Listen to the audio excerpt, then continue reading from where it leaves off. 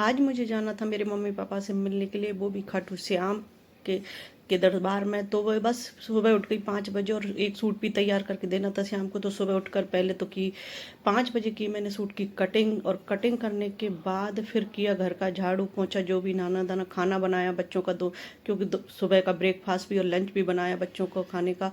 और फिर कटिंग करने के बाद झाड़ू पोंछा खाना सारा काम करके, और मैं निकली। मेरी ट्रेन थी 7:30 बजे की, तो 7:30 बजे की मैंने ट्रेन पकड़ी और फिर पहुंच गई खाटू श्याम बाबा के दरबार, जहाँ पर मैं अपने मम्मी पापा से भी मिली और श्याम बाबा के दर्शन भी किए। तो इस तरह बड़ा मुश्किल होता। और शाम को फिर लौट कर आई थी, तो मैं कम से कम 5 बजे मैं घर वापस पहुंची, और आकर मैं सो गई, क्योंकि थकान इतनी हो गई तो सो गई। सूट सिलना रह गया, कटिंग तो मैं कर गई थी लेकिन सिलना बाकी रह गया, तो आकर मैं सो गई।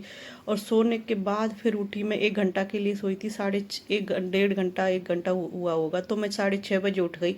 6 बजे उठकर मैंने पी चाय।